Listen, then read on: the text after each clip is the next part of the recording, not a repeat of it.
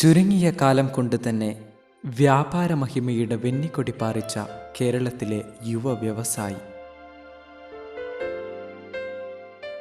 മനസ്സിൻ്റെ കെട്ടുറപ്പും നിശ്ചയദാർഢ്യവും കൈമുതലാക്കി സധൈര്യം മുന്നോട്ട് കുതിക്കുന്ന തൻ്റെടി, സാധാരണക്കാരൻ്റെ ക്ലേശങ്ങളിൽ കൂടെ നിന്ന് സഹായിക്കുന്ന സാമൂഹ്യ പ്രവർത്തകൻ, സമത്വം ആഗ്രഹിക്കുന്ന രാഷ്ട്രീയക്കാരൻ.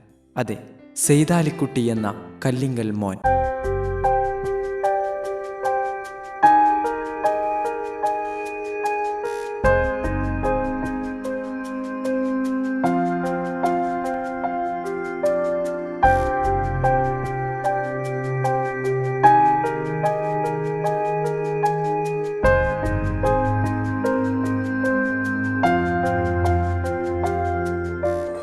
മലപ്പുറം ജില്ലയിലെ കോട്ടക്കലിൽ കല്ലിങ്ങൽ മരക്കാർ എന്ന ബാവയുടെയും വരിക്കോടൻ ബിക്കുട്ടിയുടെയും മകനായി 1977 ജനിച്ച കല്ലിങ്കൽ മോൻ സെക്കൻഡറി വിദ്യാഭ്യാസം പൂർത്തീകരിച്ചത് പറപ്പൂർ IOHSൽ നിന്നായിരുന്നു.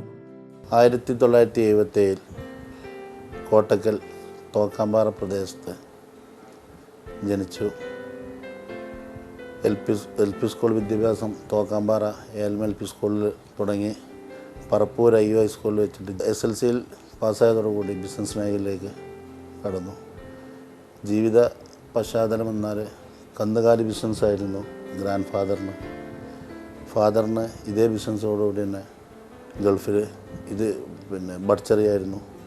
ദുബായിലേക്ക് ഒരു ജോലിയിലേക്ക് അപേക്ഷിക്കാൻ ദുബായിൽ പോവുകയും അവിടെ നിന്ന് നല്ലൊരു കൂട്ടുകാരനെ പരിചയപ്പെടുകയും ആൾ മുഖേന ഒരു ഫിഷിൻ്റെ ട്രേഡിങ് ചെറിയ ഷോപ്പായിട്ട് തുടങ്ങി ഇന്ന് നല്ലൊരു നിലയിലുള്ളൊരു 4 ഷോപ്പുകളായിട്ട് മാറിയിട്ടുണ്ട്. ഫാദർ അന്ന് കാലത്തെ ഫാമിലി മൊത്തം വ്യാപാരികളായിരുന്നു, പുറത്താരും ജോലിക്കാരും ഒന്നുമില്ല. ഫാദറും ബ്രേമിയ എന്ന സ്ഥലത്ത് ഒമാനിൽ ബട്ട്ചറിയായിരുന്നു. അവിടെയും കുറച്ച് കാലമൊക്കെ നിന്നു. ഇപ്പോൾ നാട്ടിലിങ്ങനെ ചെറിയ മട്ടത്തിൽ സെറ്റിലായിക്കൊണ്ടിരിക്കുന്നു. തികച്ചും കൂട്ടുകുടുംബ വ്യവസ്ഥയിൽ ജീവിക്കുന്ന കല്ലിങ്കൽ കുടുംബത്തിൽ നിന്നും ഔന്നിത്യങ്ങളിൽ എത്തി നിൽക്കുന്ന വ്യാപാരി എന്നത് സങ്കല്പങ്ങൾക്കപ്പുറമായിരുന്നു.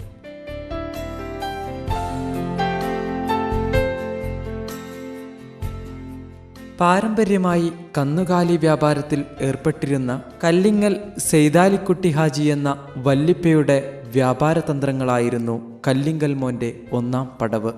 സാമൂഹ്യ ഇടപെടലുകളിൽ സജീവമായിരുന്ന വല്യുപ്പയാണ് തൻ്റെ എക്കാലത്തെയും റോൾ മോഡലെന്ന് മോൻ സാക്ഷ്യപ്പെടുത്തുന്നു. സാമൂഹ്യ ഇടപെടൽ എന്ന് വെച്ചാൽ വല്ലിപ്പ ഈ പ്രദേശത്തൊരു കാര്യപ്പെട്ട മധ്യസ്ഥക്കാരനായിരുന്നു. ഞങ്ങളൊരു ഇടത്തരം ഫാമിലിയിൽ ജനിച്ചതുകൊണ്ട് പുള്ളിക്കാരൻ കുറച്ച് സാമ്പത്തികമായിട്ട് വ്യാപാര രംഗത്ത് സാമ്പത്തികമായിട്ട് കുറച്ച് കൂടുതൽ സമ്പാദിക്കാൻ കഴിവുള്ള ആളും അതുപോലെ തന്നെ ജനങ്ങളിൽ ഇറങ്ങി ഇടപെടാനും കഴിവുള്ള ആളായിരുന്നു. അതായിരുന്നു എൻ്റെ സാമൂഹിക പ്രവർത്തനത്തിൻ്റെ യഥാർത്ഥത്തിലുള്ള മാതൃക. ഫാദർ ബിസിനസ്സുകാരനായതുകൊണ്ട് ദുബായിലും ഇവിടെ ആയിട്ട് ഇങ്ങനെ കുറേ ബിസിനസ്സും കാര്യങ്ങളും സാമൂഹിക ഇടപെടലൊക്കെ ഇടപെട്ടെങ്കിലും കൂടിയിട്ട് വല്യപ്പ വളരെയധികം ഈ സാധാരണക്കാരൻ്റെ ആളെന്നായിരുന്നു ഇവിടെ. അങ്ങനെ ജനങ്ങളുടെ ഇടയിൽ തന്നെ അങ്ങനെ ഒരു പേരുണ്ടായിരുന്നു. അത് എനിക്ക് വലിയൊരു പ്രയോജനം കിട്ടിയിട്ടുണ്ട്. പിന്നെ അതിന് പുറമെ സുഹൃത്തുക്കളൊക്കെ ഇടത്തരക്കാരും സാധാരണക്കാരും വളരെയധികം പാവപ്പെട്ടവർ മുതൽ പൈസക്കാർ വരെ ഉണ്ട്. അതിലെല്ലാവരെ പറ്റിയിട്ടും എനിക്ക് വ്യക്തമായിട്ട് അറിയാവുന്നത് കൊണ്ട് എൻ്റെ പൈസ അല്ല എൻ്റെ അടുത്തുള്ളതും ഇത് മൊത്തം ഈ നാടിൻ്റെ പണമാണെന്നുള്ളതും വ്യക്തമായ ബോധം ഉണ്ടായതുകൊണ്ട് തന്നെ സാമൂഹിക പ്രവർത്തനത്തിൽ ഒരു കയ്യും കണക്കുകളൊന്നും നോക്കാറില്ല. അത് അവൻ്റെ മനസ്ഥിതിക്കനുസരിച്ചിട്ട് അപ്പോൾ ആർക്ക് എന്ത് മെൻറ്റാലിറ്റി വന്നു അതിനനുസരിച്ചിട്ട് ഞാൻ പ്രവർത്തിക്കാറുണ്ട്. കേരളത്തിലും ദുബായിലും ഒമാനിലുമായി വ്യാപിച്ചു കിടക്കുന്ന കല്ലിങ്ങൽ മോൻ്റെ സാമ്രാജ്യം കെട്ടിപ്പടുക്കുന്നതിൽ ഒട്ടേറെ പൊള്ളുന്ന ഓർമ്മകളുണ്ട്. സെക്കൻഡറി വിദ്യാഭ്യാസം പൂർത്തീകരിച്ചതോടെ തന്നെ പിതാവ് മരക്കാർ ബാബയുടെ സഹായത്തോടെ ദുബായിലേക്ക്, തുടർന്ന് കുറച്ചു കാലം തൊഴിൽ അന്വേഷിച്ചു അലഞ്ഞു. കുറച്ചു കാലം പല സ്ഥലങ്ങളിൽ ശമ്പളക്കാരനായി ജോലി നോക്കി. പക്ഷേ സ്വന്തമായൊരു വ്യാപാര സംരംഭം എന്ന അടങ്ങാനാവാത്ത ആഗ്രഹം കല്ലിങ്കൽ മോനെ പിന്തുടർന്നുകൊണ്ടേയിരുന്നു. ബിസിനസ്സിനോട്ട് തുടങ്ങാനുള്ള ഒരു പ്രചോദനം വരാൻ കാരണം പഠനത്തിൽ കുറച്ച് ശ്രദ്ധ ഉണ്ടെങ്കിലും കൂടിയിട്ട് ഫാദർ പഠിപ്പിക്കാൻ വേണ്ടി വളരെയധികം ശ്രമിച്ചെങ്കിലും കൂടി ഫാദറിനും ഫാദറിൻ്റെ ഗ്രാൻഡ് ഫാദറും ബിസിനസ്സുകാരും എല്ലാം ആയതുകൊണ്ടും എൻ്റെ മൈൻഡ് എപ്പോഴും ബിസിനസ്സിനോട് താല്പര്യപ്പെട്ടതുകൊണ്ട് ഫാദർ ആ രൂപത്തിലുള്ള സപ്പോർട്ടുകളാണ് തന്നത്. ദുബായിൽ നിന്ന് ബ്രേമിയ എന്ന സ്ഥലത്താണ് ഞാൻ ആദ്യമായിട്ട്, ഒമാനിലെ ബ്രേമിയ എന്ന സ്ഥലത്താണ് പിന്നെ GCC രാജ്യത്ത് ആദ്യമായി എത്തിപ്പെട്ടത്. അവിടുന്ന് അന്ന കാലത്തെ ഫാദറിന് ദുബായുമായിട്ട് നല്ല വ്യാപാര ബന്ധമുണ്ടായിരുന്നു. അത് വെച്ചു ആ കണക്ഷനൊക്കെ വെച്ചുകൊണ്ട് തന്നെ ബിസിനസ് മുന്നോട്ട് കൊണ്ടുപോകാൻ ഒരുപാട് രൂപത്തിലുള്ള ഫാദറിൻ്റെ സുഹൃത്തുക്കൾ സഹായിച്ചിട്ടുണ്ട്. അതിനോടുകൂടി എൻ്റെ സുഹൃത്തുക്കളും എല്ലാവരും കുടുംബങ്ങളും സപ്പോർട്ട് ചെയ്തു. സാമ്പത്തികമായിട്ട് ആദ്യമായിട്ട് സപ്പോർട്ട് ചെയ്തതും ഫാദർ തന്നെയാണ്. ചെറിയൊരു എമൗണ്ട് ആണെങ്കിലും കൂടി അത് വലിയൊരു എമൗണ്ടിൽ എത്തിപ്പിക്കാൻ സാധിച്ചു. പിന്നെ ഒരുപാട് നഷ്ടങ്ങളും കാര്യങ്ങളൊക്കെ വന്ന സമയത്ത് എല്ലാവിധ റൺ സപ്പോർട്ടും തന്ന് മുന്നോട്ട് കൊണ്ടുപോകാനുള്ള പ്രചോദനം തന്നതും ഫാമിലിയും കൂടെ നിന്ന കുറേ സുഹൃത്തുക്കളും നല്ല സുഹൃത്തുക്കളും വളരെയധികം ആത്മാർത്ഥമായിട്ട് എൻ്റെ കൂടെ നിന്ന് തന്നു. പിന്നെ ബിസിനസ് ഒരു ക്രൈസിസായി മാറിയപ്പോൾ എല്ലാം ബിസിനസ് എന്നുള്ള രൂപമാണ് ഇപ്പോൾ നമ്മുടെ നാട്ടിൽ. കഴിയുന്നതും നല്ല രൂപത്തിലുള്ള ബിസിനസ്സുകളായിട്ട് മുന്നോട്ട് പോകാൻ വേണ്ടി രാവിലെ പ്രാർത്ഥിച്ചുകൊണ്ടാണ് ഇറങ്ങുന്നതാണ്. ഇപ്പോൾ ഇങ്ങനെയാണ് ഇപ്പോൾ ബിസിനസ് മുന്നോട്ട് കൊണ്ടുപോകുന്നത്.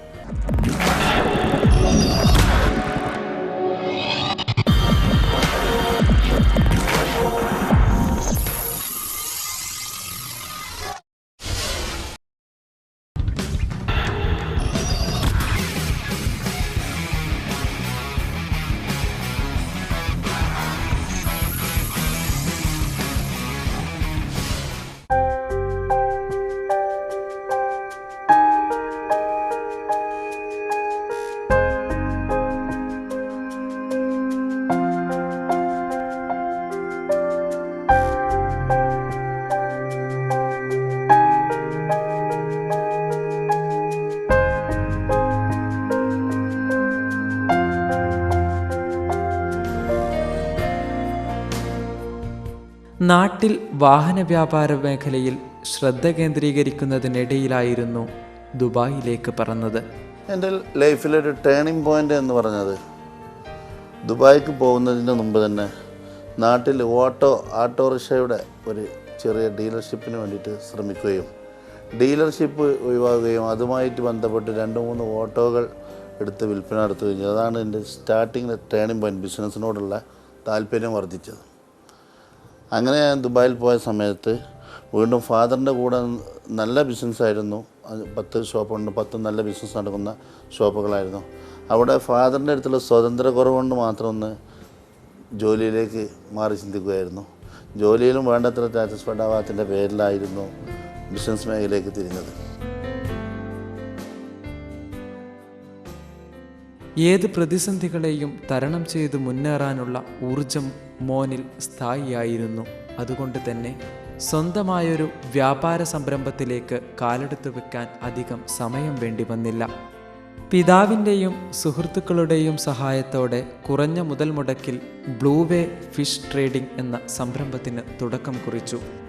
ദുബായിൽ ചെന്ന് ഒറ്റയ്ക്കൊരു ബിസിനസ് ചെയ്യാൻ വളരെയധികം പ്രയാസമായിരുന്നു. ആ സമയത്ത് ഒരു ജോലിക്ക് വേണ്ടി ശ്രമിച്ചു. ജോലി നല്ല അവിടുത്തെ ഒരു രാജകീയ ഫാമിലിയിൽ തന്നെ ജോലി കിട്ടി. അവിടെ നിന്ന് നല്ലൊരു സുഹൃത്തിനെ പരിചയപ്പെട്ടു. ഒരുപാട് ബിസിനസ്സുകൾ പറ്റി ചിന്തിക്കുകയും എല്ലാം മൈനസിലേക്ക് വരികയും ലാസ്റ്റാണ് ഒരു ഫിഷ് കച്ചവടത്തിലേക്കുള്ള ശ്രമം നടത്തിയത്. ഫിഷിനോടുള്ളൊരു താല്പര്യം ഉണ്ടായിരുന്നു. എൻ്റെ ഒരു സുഹൃത്ത് ആ സമയത്ത് ഫിഷ് ബിസിനസ്സിൽ നല്ല പെർഫോമൻസ് കാണിച്ചിരുന്നു. അവൻ്റെ ഒരു സഹായവും കൂടി എനിക്ക് ഇതിൽ വളരെ നിർണായകമായി കിട്ടി. പിന്നെ മൂലധനം 1 രൂപ പോലും ഇല്ലാത്ത സമയത്താണ് ഈ ബിസിനസ് ചിന്തിക്കുന്നത്. അന്ന് 1-2 സുഹൃത്തുക്കൾ അതുമെന്ന് സഹായിച്ചുകൊണ്ട് മാത്രമാണ് എൻ്റെ ഒരു ടേണിംഗ് പോയിൻ്റ് എന്ന് പറഞ്ഞാൽ എൻ്റെ സുഹൃത്തുക്കളെന്ന് തന്നെ. സുഹൃത്തുക്കളും ഫാമിലിയിൽ വളരെയധികം ഫാമിലിയും സപ്പോർട്ടോട് കൂടിയിട്ടാണ് ഞാൻ ബിസിനസ് മേഖലയിലേക്ക് യഥാർത്ഥത്തിൽ കടന്നു വന്നത്. അതിലൊരുപാട് ലോസുകളുണ്ടായി, ഒരുപാട് വിജയങ്ങളുണ്ടായി. എങ്കിലും കുഴപ്പമില്ലാത്ത രൂപത്തിൽ എത്തിപ്പെടാൻ സാധിച്ചു എന്നതിൽ വളരെയധികം ആത്മാർത്ഥമായിട്ട് സന്തോഷിക്കുന്നു. ദുബായിൽ ആദ്യമായൊരു മത്സ്യ ആടുമാട് വ്യാപാര സംരംഭത്തിന് തുടക്കം കുറിക്കുന്ന ആദ്യത്തെ ആളായിരുന്നു കല്ലിങ്കൽ മോൻ. ബ്ലൂ വേ ഫിഷ് ട്രേഡിംഗ് ദിനം പ്രതി വളർച്ച പ്രാപിച്ചുകൊണ്ടേയിരുന്നു. കൂട്ടത്തിൽ കല്ലിങ്കൽ മോനും. ദുബായ് മാർക്കറ്റിൽ സ്ഥാനം പിടിച്ചതോടെ കല്ലിങ്കൽ മോൻ്റെ ആത്മവിശ്വാസം കൂടി.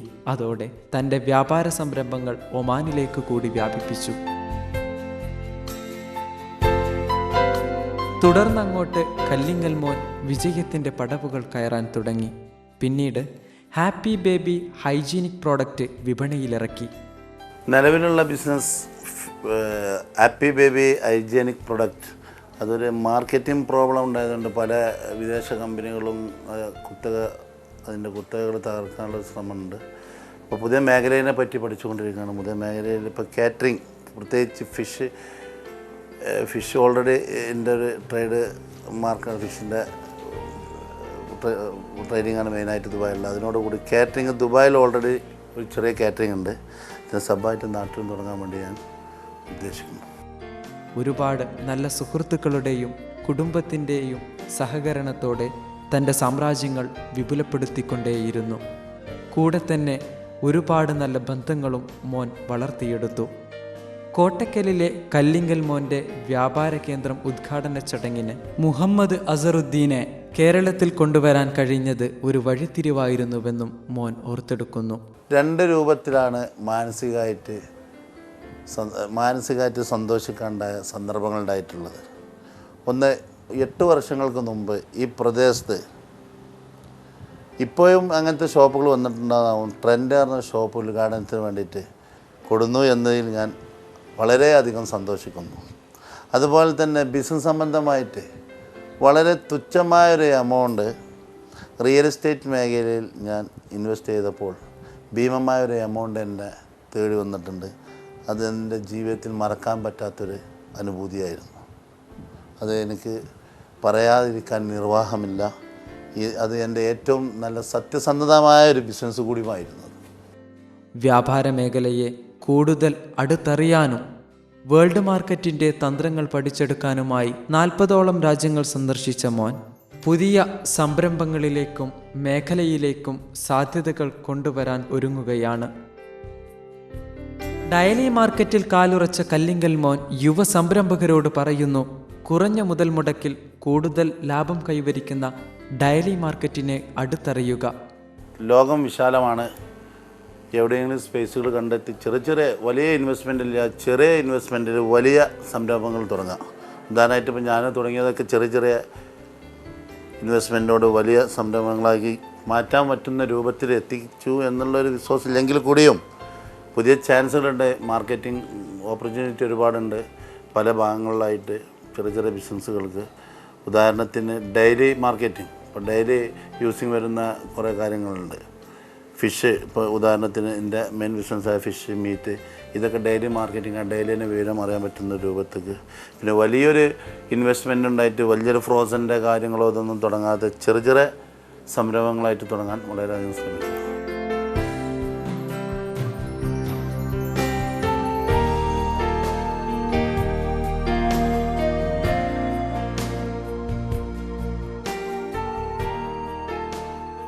വളർന്നു വരുന്ന ബിസിനസ്സുകാർക്ക് കൊടുക്കാനുള്ള ഏറ്റവും വലിയ നിർദ്ദേശം നല്ല സൽസ്വഭാവിയായിരിക്കണം.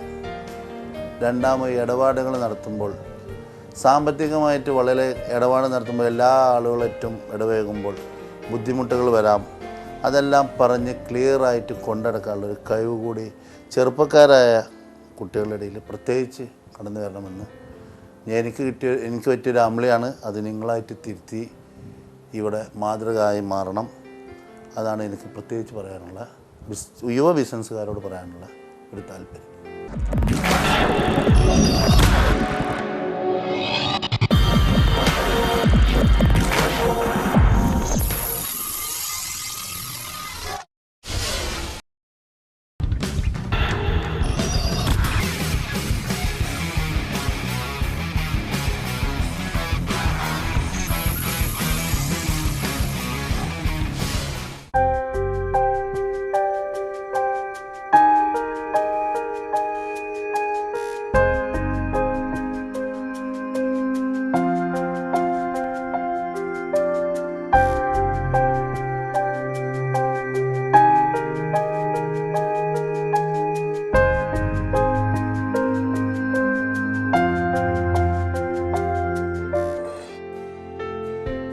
കല്ലിങ്കൽ മോൻ്റെ ഇന്നത്തെ സാമ്രാജ്യം വളരെ വലുതാണ്.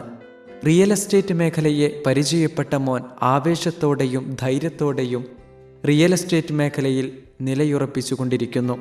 റിയൽ എസ്റ്റേറ്റ് മേഖലയിലേക്ക് വരാനുള്ള കാരണം, ഞാൻ രണ്ടാമത് ഈ ബഡ്ചറിൽ നിന്നൊന്ന് മാറി നാട്ടിൽ വന്നപ്പോൾ ഫുഡ് വെയർ ബിസിനസ്സുമായി ഒരു ഹോൾസെയിൽ സ്ഥാപനം ഫുഡ് കെയർ എന്ന സ്ഥാപനം കോട്ടക്കിൽ ലോഞ്ച് ചെയ്യുകയും അത്യാവശ്യം കുഴപ്പമില്ലാത്ത ബിസിനസ്സും ആയതുകൊണ്ട് ഈ ലേലിന് കണ്ടമാനം പൈസകൾ കിടന്നതുകൊണ്ട് ആ ബിസിനസ് വല്ല റീറ്റെയിൽ മേഖലയിലേക്ക് കൊണ്ടുവരാമെന്നും റീറ്റെയിൽ മേഖലയിൽ കോട്ടക്കൽ പ്രദേശത്ത് പ്രതീക്ഷിക്കാത്ത രൂപത്തിലായിരുന്നു ഞാനൊരു ഷോപ്പ്, പല ആളുകളെ ഇൻവെസ്റ്റ് ഉപയോഗിച്ചിട്ടാണ് ആ ഷോപ്പൻ തുടങ്ങിയത്. എങ്കിലും അതിൽ അസറുദ്ദീനെ കൊടുന്നു. ആ അസറുദ്ദീനെ, ഇന്ത്യൻ ക്രിക്കറ്റ് ക്യാപ്റ്റൻ അസറുദ്ദീനായിട്ടുള്ള ബന്ധം ദുബായിൽ നിന്നും പിന്നെ രാജേഷ് കോത്താരി എന്നൊരാളെ മുഖേന കിട്ടിയൊരു ബന്ധമായിരുന്നു. അത് നല്ലൊരു സുഹൃത്ത് ബന്ധമാണ്. ഇന്നും ഇന്നിട്ട് നല്ലൊരു സുഹൃത്ത് ബന്ധത്തിൽ തന്നെ അത് നിലനിൽക്കുന്നു. പ്രത്യേകിച്ച് എൻ്റെ വീടിൻ്റെ ഇനാഗ്രേഷന് വരെ വന്നിരുന്നു. അസറുദ്ദീനെ കൊണ്ടുകൂടിയിട്ട് ഒരുപാട് ബിസിനസ്സുകാരുമായിട്ട് എനിക്ക് ബന്ധപ്പെടാൻ സാധിക്കുകയും അങ്ങനെ റിയൽ എസ്റ്റേറ്റ് മേഖലയെ പറ്റിയിട്ടുള്ള വളർച്ചയെ പറ്റിയിട്ടും അന്നത്തെ ആ സന്ദർഭത്തിൽ മൂലധനമില്ലാതെ വിഷമിക്കുകയും ചെയ്യുന്ന സമയത്ത്, ചുരുക്കി പറഞ്ഞാൽ ബ്രോക്കർ എന്ന് പറഞ്ഞാൽ പൊട്ടിക്കുക, ബിസിനസ് തമ്മിൽ പൊട്ടിക്കുന്നൊരു, അതിനാണ് ബ്രോക്കർ എന്ന് പറയുക. പൊട്ടിക്കുക, ബിസിനസ്സുകൾ തമ്മിൽ പൊട്ടിക്കുന്ന, അതിനാണ് ബ്രോക്കർ എന്ന് പറയുക. യഥാർത്ഥ മീനിങ് അതാണ്. അങ്ങനെ ബ്രോക്കർ മേഖലയിൽ വരികയും ഉള്ള കാശ് വെച്ചുകൊണ്ട് ഒരു ചെറിയ ഭൂമി, ഒരു 1.5 ഏക്കർ വാങ്ങുകയും അത് നല്ലൊരു ഭീമമായ തുകയ്ക്ക് വിറ്റുപോകുകയും, അപ്പോൾ അതിനോടുണ്ടായൊരു അനുഭൂതി മറ്റ് മേഖലയെ ഒന്ന് തളർത്താൻ എന്നിൽ വന്നു. പ്രത്യേകിച്ച് ഫുഡ് വെയർ മേഖല വേറൊരു ടീമിനെ നടത്താൻ കൊടുക്കുകയും അതങ്ങനെ ഒരു രൂപത്തിൽ ഞാൻ റിയൽ എസ്റ്റേറ്റ് മേഖലയിൽ തന്നെ മുന്നോട്ട് പോവുകയും അതിൽ പാളിച്ചകൾ വന്നിട്ടുണ്ട്. ഗ്രോത്ത് കുറഞ്ഞതിൻ്റെ പേരിലുള്ള കുറച്ച് പാളിച്ചകളൊക്കെ വന്നിട്ടുണ്ട്. ദുബായിൽ വലിയ വിലക്കെടുത്ത ഭൂമികളൊക്കെ ഉണ്ട്. അതൊക്കെ ഇപ്പോൾ വളരെ ഗ്രോത്ത് കുറഞ്ഞു വന്ന് അത് വേറൊരു ബിസിനസ് സംബന്ധമായിട്ടുള്ള സംഗതികൾ. എങ്കിലും നല്ല ഇന്നും ക്ലിയർ ഇൻവെസ്റ്റ്മെൻറ്റ് എന്ന് പറഞ്ഞിട്ടുണ്ടെങ്കിൽ വിശ്വസിച്ച് ഒരു ഇൻവെസ്റ്റ് ചെയ്യാൻ പറ്റുന്ന മേഖല റിയൽ എസ്റ്റേറ്റാണ്. പലരും മാഫിയ എല്ലാം കീഫിയ എന്നൊക്കെങ്കിലും പറഞ്ഞെങ്കിലും കൂടിയിട്ട് റിയൽ എസ്റ്റേറ്റ് മേഖലയെ വേൾഡിൽ നിന്ന് തകർത്താൻ പറ്റില്ല എന്നുള്ളൊരു വിശ്വാസം കൂടി എൻ്റെ മനസ്സിലുണ്ട്. ഇത് സ്റ്റില്ലായ സ്ഥലങ്ങളൊക്കെ ഉണ്ട്, കൊറിയ പോലത്തെ, അവിടെ ഇപ്പോഴും നടന്നുകൊണ്ടിരിക്കുന്നുണ്ട് റിയൽ എസ്റ്റേറ്റ് മേഖലകൾ. ഞാൻ സന്ദർശിച്ച സ്ഥലമാണ്. അവിടെയൊക്കെ സ്റ്റില്ലായെന്നാണ് പറഞ്ഞിരുന്നത്. അവിടെയും വാട്ടർ സമ്പ്രദായം മോഡൽ ഈ മേഖല മുന്നോട്ട് പോകുന്നുണ്ട്. പ്രത്യേകിച്ച് ഈ മേഖലയോട് പറയുമ്പോൾ കൂടുതൽ താല്പര്യം കാണാൻ കാരണം ഞാൻ ഇതിൻ്റെ ബ്രോക്കർമാരുടെ സംഘടനയുടെ പ്രസിഡൻ്റ് കൂടി ആയതുകൊണ്ടാണ് താല്പര്യം കൂടുതൽ കാണിക്കുന്നത്. വ്യാപാര മഹിമയ്ക്കൊപ്പം തന്നെ ശക്തമായ സാമൂഹ്യ ഇടപെടൽ നടത്തിക്കൊണ്ടിരിക്കുന്ന മോൻ നിരവധി നിർധന രോഗി സംരക്ഷണ കേന്ദ്രങ്ങളുടെ അംഗമാണ്. പ്രവാസി സംഘടനയുടെ ഭാരവാഹി കൂടിയായ കല്ലിങ്കൽ മോൻ സാധാരണക്കാരൻ്റെ വികാരം എന്നും നെഞ്ചേറ്റിയ ഒരു സാമൂഹ്യ ജീവി കൂടിയാണ്.